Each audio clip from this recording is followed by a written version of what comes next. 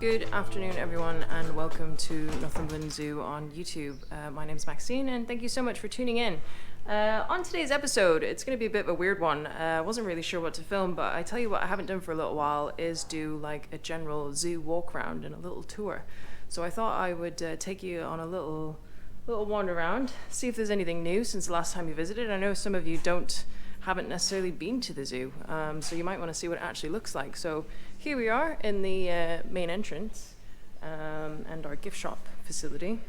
Got Alison and Karen hard at work, or hardly working, getting stuff ready for today. Don't know, that screen is blank. So yeah, what are you doing? What are you working on?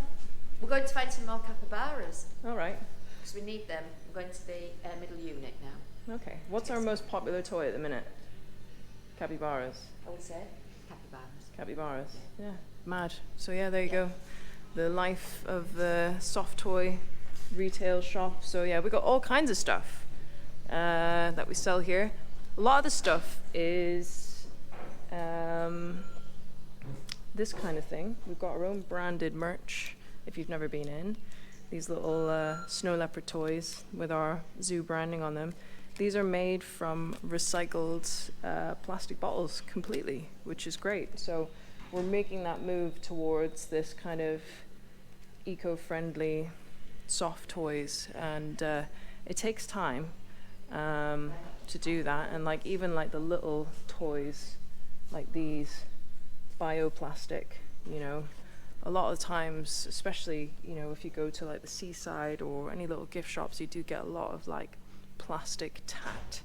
And I just want to make sure we haven't got anything like that in our gift shop, because that's kind of completely contradictory to what we're trying to do for the environment. But yeah, this is our gift shop. And when you come out of the gift shop, we've got this lovely big open area, and once upon a time when you came in, this used to be like, there was an old little gift shop there, and like a little classroom and some picnic tables, and then like a polytunnel, and it's changed so much. So one of the things that we did a few years ago was we built this cafe in 2020 when the COVID hit. So we were just about to open it for the Easter of COVID, and then COVID hit, and it was just dead in there. Because our old cafe is actually this building here, which has all the trees printed on it. I don't know if any of you remember coming in. That was the old entrance and the cafe at the time. If you remember, then let me know. If you've got any photos, I would love to see them. So this is our cafe, for those of you who've never been before. We've got loads of mock rock in here. If you saw that video last week, it was all about how to make mock rock. So all that is artificial rock. And it's quite an art. So if you want to see that, the link's in the video there. So got quite a big cafe. All of these lovely custom tables that my mum and dad made, and then they like resined. We got all the wood from the local sawmill, just these big slabs of wood. So they look really, really kind of like authentic and fit in with our theming. Little cafe bit there. Serve all kinds of food. Cafes are really tricky business, because like everyone thinks that they want like a proper meal and stuff like that, but majority of the time people just want chips and a burger. So we don't serve like super posh food, but we serve the food that people want. For years and years and years we said we're not going to make chips, but everybody wants chips, so you have to supply to the demand. So in here we've got our bear fall soft play, if you've never been. This is really cool. This was all custom made just for us, because obviously it's all themed with bears. And what's really cool about this soft play is that it's for adults too. So it's like at adult height. So the levels are like this tall instead of like this tall. So the staff have definitely been on that. So soft play is really nice. Out here next to the soft play, we have got a lovely little lean-to area. So you can have like a little sheltered indoor picnic if it's pouring down or if it's a little bit windy. There's some more outdoor picnic tables there. And as we go along here, we have got tractors. So we've got these little coin operated tractors in here that kids love. And if you're watching this and you're from another attraction or a zoo or you have some sort of business, these are amazing ways to generate income for the zoo. It's unbelievable. You wouldn't think it, but and these little diggers as well. These diggers are made in Sweden and super popular. They kind of fit in with our theming a little bit. Obviously we've got the tractor museum on site and we've obviously got lots of tractors and diggers and stuff, so they fit in with our theming. I'm not having like any kind of garish carousels or anything on site, just kind of those. So here we are, outside. The exit to the gift shop was just there, so we've just been through the cafe and out again.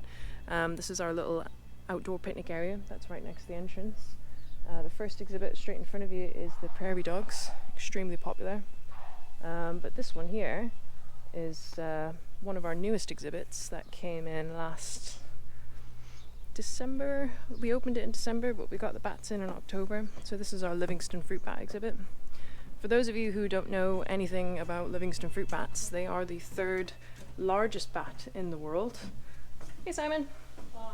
And we are extremely lucky to have these bats. There's only around 100 of them in captivity, so they are very rare. There's one here just on the mesh. Hello you. So these bats are critically endangered, which means that there's less than like estimated 1,200 of them in the wild. There's only about 100 of them in zoos, and between us and Jersey Zoo we have the entire kind of captive population, which is insane. So between us we have the breeding ones. So we've actually got 4 females and 9 males, and the idea is hopefully to try and breed them and kind of bolster that captive population. But obviously what we're doing with them here is we're showcasing them at their best, educating people about them and raising money for the conservation projects that's taking place on the Comoros Islands. So over here we've got a little map here. So the Comoros Islands are between Madagascar and Africa, and there's 2 tiny little ditty islands. That's the only place in the world that you can find these bats.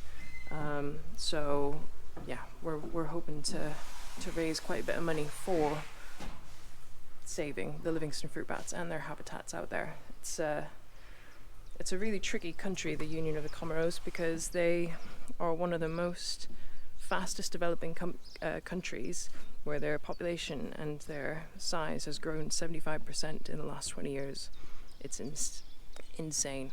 So the farmers and the people that live there need wood to build their houses and build their, businesses and that. So they're taking down the wood from the forest, and obviously they're taking it away from the bats.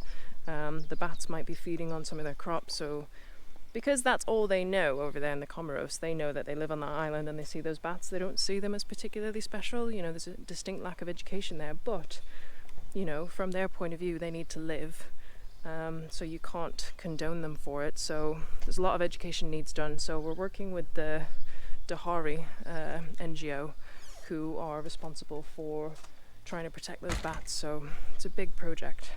This building here is Critterland, and over the years this has seen so many different setups. I mean, it's insane. I can't remember how many times we've redone this building now. I mean, I think this must be like number 4 or something now, so hopefully this is the last one. So the idea in this building is that we're going to be showcasing all of our inverts and reptiles, and maybe there's a few new reptiles in here better. So historically we've kept a lot of reptiles and invertebrates in the exoterra tanks, which is just like the glass tanks, which is nice, but zoos are progressing, zoos are improving all the time, and there's like a huge push towards bioactive vivs. So we've actually made all of these vivs, which are massive. I mean, they're 3 foot by 3 foot by 4 foot, huge when you're talking about stick insects and stuff like that, when historically they've been kept in little tanks. And we're going to have a living substrate in here and actual living plants. So, you know, they're going to look really spectacular. So all the kind of insects and stuff from the hothouse are going to be coming into here. Frogs are going to be coming into here.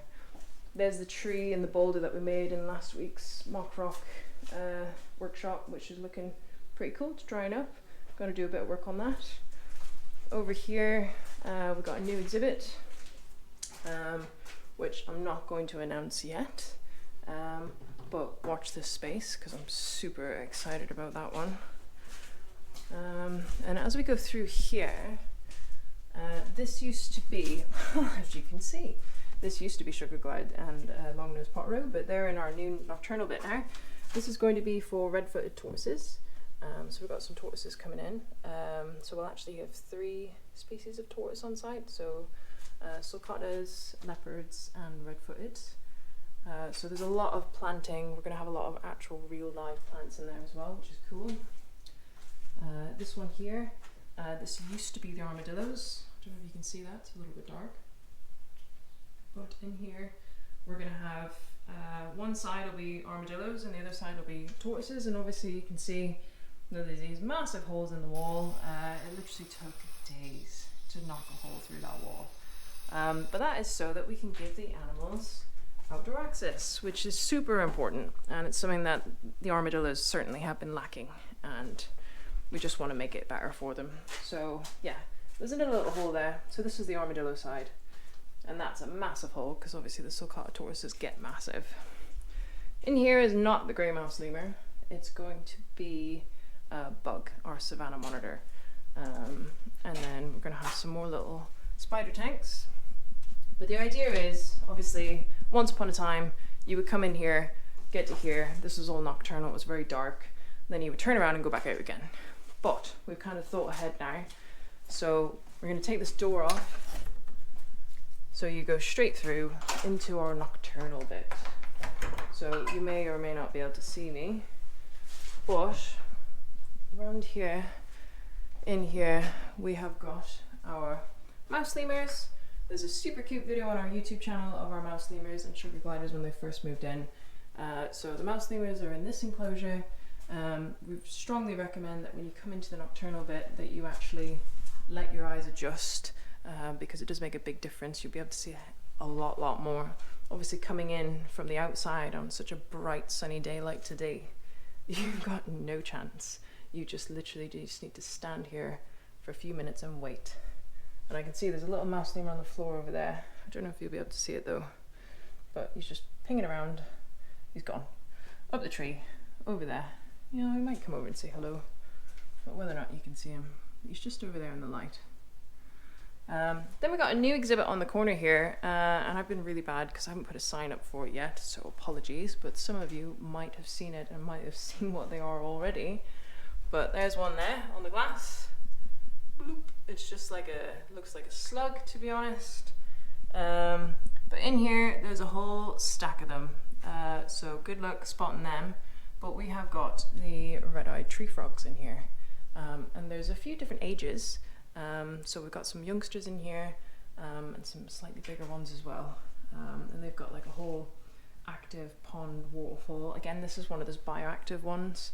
So it's actually got a living ground and glass goes all the way down to the bottom there. So you guys can actually see, you know, the different layers and you can see that it's living. And yes, there might be bugs and insects in there because that's what helps make a bioactive tank go. So if you do see other stuff in there, it's because it's meant to be there.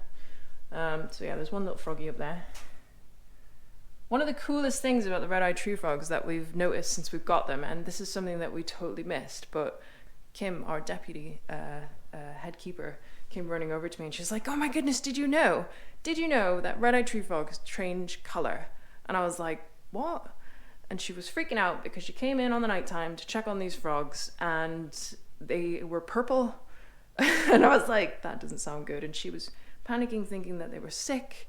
But no, so these are on a reverse light cycle because this is all nocturnal, this bit. So all the lights are on during the nighttime, our nighttime. But when the lights come on in here, all the frogs change over a course of about 15-20 minutes, and they go purple with white spots, white like polka dots. Mental. I'll try and get a video of it because it is insane, and I can't believe I've got to my age, and like, you know, a few of us have been in the zoo world for a long time, not realize this. I mean, obviously I'm not an amphibian expert, maybe I would have known that, but just mind blowing. Anyways, here we got the sugar gliders, and the pottery is in the bottom there. There's little Harry down there. He's on the deck there. He's just hanging out. But yeah, so that concludes our nocturnal bit. So now what you'll do is you'll come out the bottom end, and this is where you end up. So we are just outside the hothouse. So this is the hothouse here. So the hothouse is looking pretty empty now. Do you know what? We're going to film it for posterity because, you know, in a few months' time this isn't going to be here anymore. And I'll have wished I would have filmed it more. So in here we have got our little kind of inverty bit. You know, this has served as well for years, but we've got quite a few empty tanks in here if you've been in here recently. But this is what I was saying about the whole kind of exoterra thing. So historically animals have just kind of been kept in colored boxes, you know, to try and make them look interesting, but you know, realistically it's not very natural. So got all these exoterra tanks with doors on the back, and because the access doors are on the back of them, that means you can't theme the back of them, which is really annoying because obviously you want to do backdrops and exhibits. So because the doors are there, that's really limiting, and obviously if you just like theme the side, it would look weird, blah blah blah. So all these stick insects, cockroaches, spiders and that are going to go into like living tanks. So, you know, even though they've got like a bark floor or anything, those plants are all fake. It's just, we can do better. And here we've got a tokay gecko. I mean, he's massive. I don't know if you can see him up there hiding in the corner. Looks like he's going through a bit of a shed. Stick insects, spiders. See, there's quite a few empty tanks here. More spiders. Horsehead grasshoppers, really funny looking stick insects again. So that one has got a big kind of like fake styrofoam background, but it's just like off the shelf. It looks not very good. There's another kind of like, that one's a bit more themed, but still, you know, it's not great. Those are fake plants for our frogs there. And we've got some Maclays at the minute, looks like,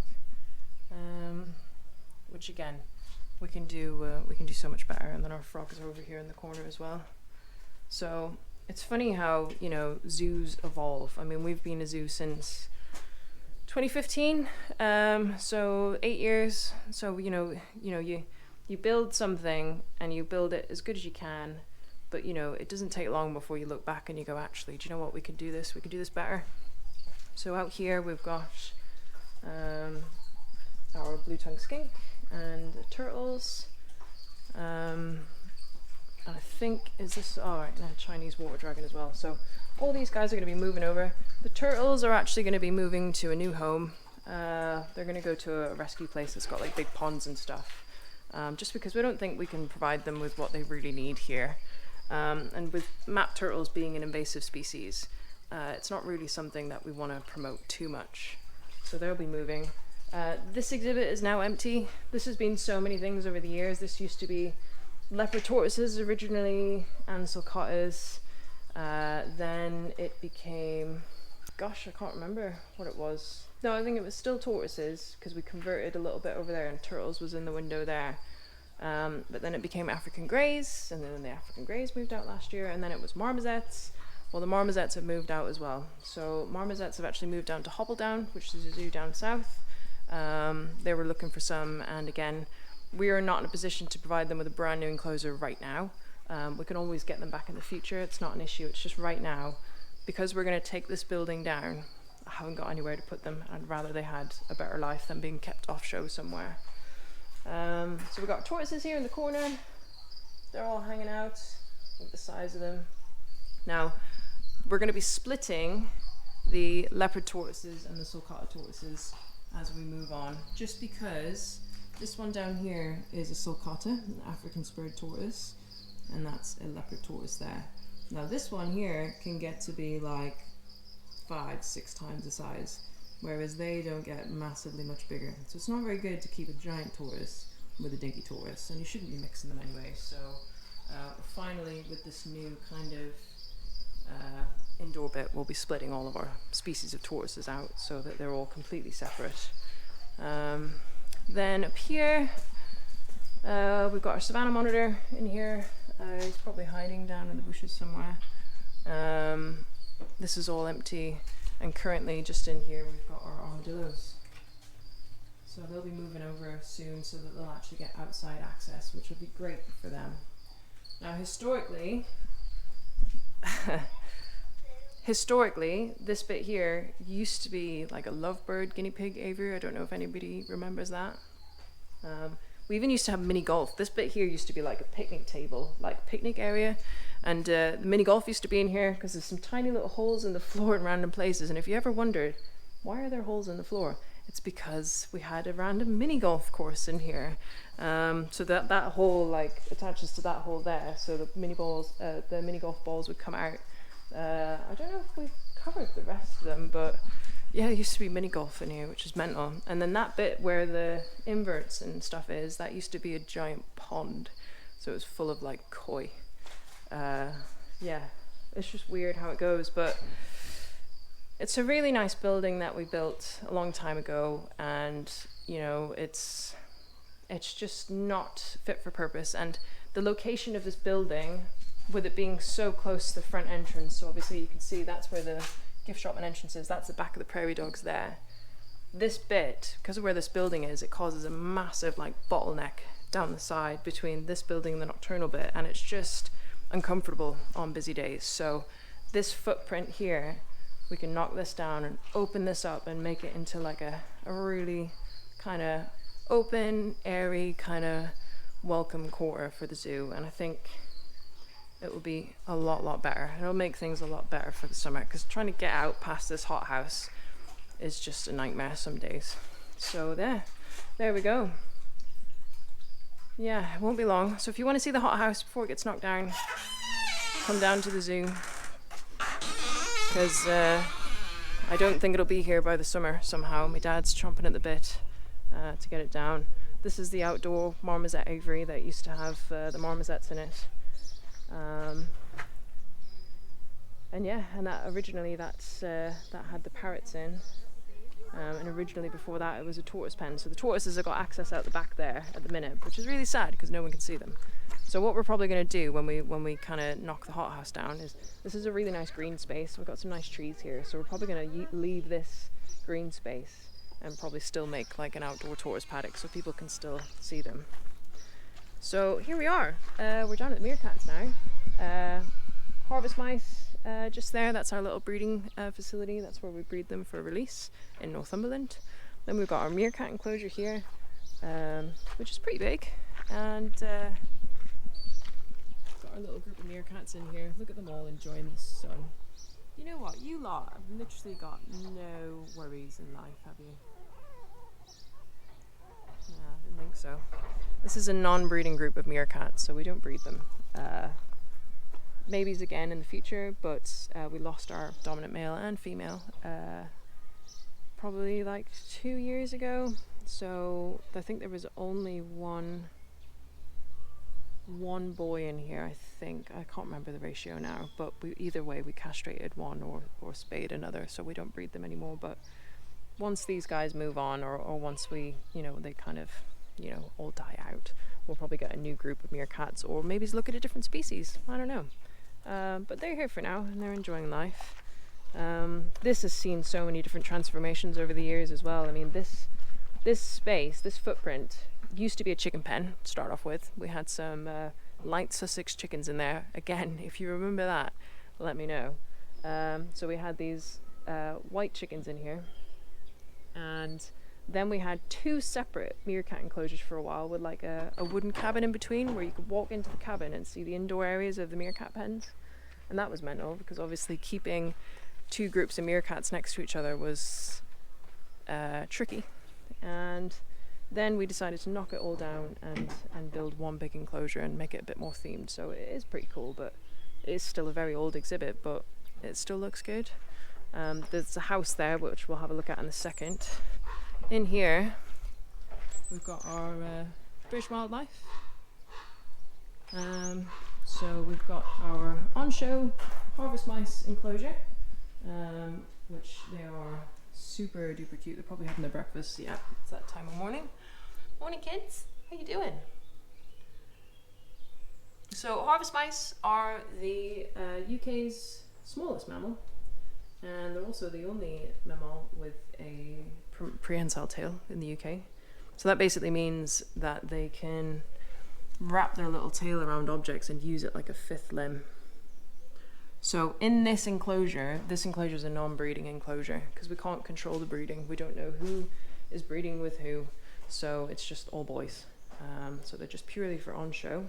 Our captive breeding centre is a lot more controlled, so we know exactly who's with who and what's with what, offspring, etc., generations.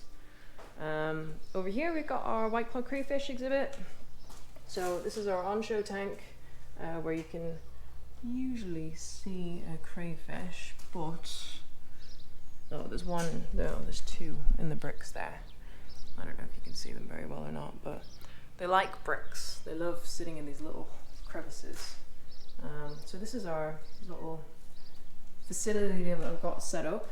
We're hoping to get some adults in, wild-caught adults in this year so that we can start breeding them on site.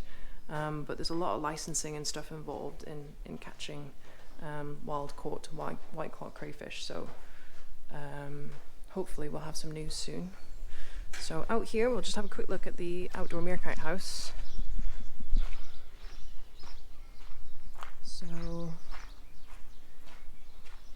this house we built during a lockdown, actually. I remember it was one of our projects that we were cracking on with. So I don't know if you can see there. I don't know how bad the reflection is. Oh, it's not too bad. There we go. So in here, this is where the meerkats can come inside. It's all heated floors. The heated floors are managed by our biomass, so it's all like sustainable heating. At the back there's a little cave, and that's where the crested porcupines hang out. One of the things we're thinking about is maybe moving the crested porcupines into a different enclosure, just to see if that helps with their behaviors. I mean, they're nocturnal and the meerkats are diurnal, so the reason why you probably don't see the porcupines very often is because it's not their time of day to get up. On the nighttime, when you have a wander around on the nighttime, I'll have to pop out one evening. They're running around the paddock like mad. They're on top of logs and everything. They can climb really well. Like, I know it's hard to believe, but they do. So yeah, the meerkat house is it's pretty cool. I think we've done really well with that. And then the last thing I'm going to show you this morning, because obviously I realise this video is quite long, is the chipmunk enclosure. So this is something that we built probably in the last 6 weeks, I think it is. So it's meant to be themed like an outdoor kind of shed, garden shed, because chipmunks are obviously rife in the States. There's loads of them, and they'll get into anything. They're like squirrels. They're just little ground squirrels. And we got these 3 boys from a local farm that needed a new home, and they've settled in great. So they've got their own little like gardening allotment thing here. The washing's hanging out on the lines. They've got their little bird feeder here. What's super cute, oh here we go, there's one of them having breakfast. Alright, kidda. We've got this really cool on-show little box here, and they love to sleep in it in the afternoons when the sun hits this window. It's like a little conservatory, and they lie on that shelf, and it's super duper cute. So the chipmunks are an invasive species just like the raccoons, so we have to be super careful. We've got a license inspection coming up just to keep them, which is mental because it's a chipmunk.